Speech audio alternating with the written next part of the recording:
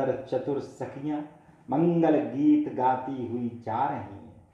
सीता जी बाल राजहंसिनी की चाल चली, उनके अंगों में अपार शोभा।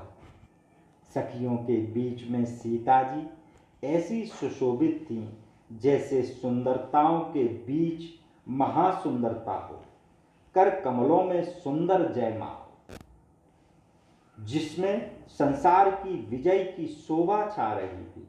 शरीर में लाज तथा बहुत उमंग थी। यह गुप्त प्रेम किसी को जान नहीं पड़ती। निकट जाकर श्री रामचंद्र जी की शोभा देखकर राजकुमारी जानकी जी चित्र में लिखी सी रह गई।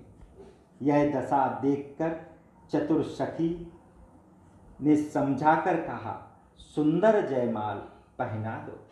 सुनते ही दोनों हाथों से माला उठाई, पर प्रेम के बस पहनाई नहीं जाती। ऐसी शोभा हुई मानो डंडियों सहित दो कमल सकुचित होकर चंद्रमा को जयमाल दे रहे हैं। ऐसी शोभा देख सखियां गाने लगी। तब सीता जी ने जयमाल श्री रामचंद्र जी के गले में पहना दी। बोलो भगवान श्री रामचंद्र जी महाराज की जय हो, जय हो, जय हो। रामचंद्र जी के हृदय पर जयमाल देखकर देवता पुष्प बरसाने लगे और राजा लोग ऐसे सकुचाए जैसे सूर्य को देखकर नलिनियों का समूह मुरझा जाता है। नगर और आकाश में बाजे बजने लगे। दुष्ट, उदास और सब सज्जन प्रसन्न हुए। देवता, किन्नर, मनुष्य, नाग और मुनीषा जय जयकार आशीर्वाद देने लगे। जय जयकार कर आशीर्वाद देने लगे। देवताओं की स्त्रियां नाचने लगीं और बारंबार पुष्पों की वर्षा करने लगी। जहां तहां ब्राह्मण वेद ध्वनि करने लगे।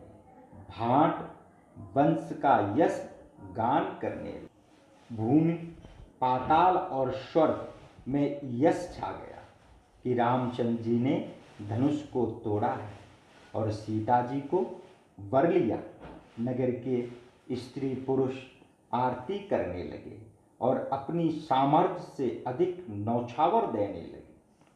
श्री सीताराम जी की जोड़ी ऐसी सुहाती थी मानो शोभा और श्रृंगार एकत्रित हो।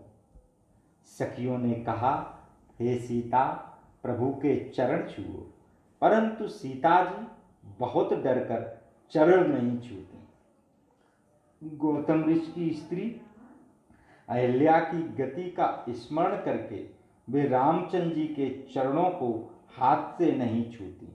इस अनोखी प्रीति को जानकर रघुवंश मणि श्री रामचंद्र जी मन में हंसे।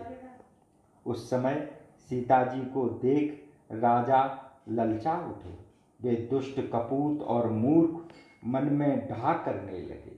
वे अभागे उठ उठकर कवच आदि पहनकर जहां तहां गाल बजाने लगे।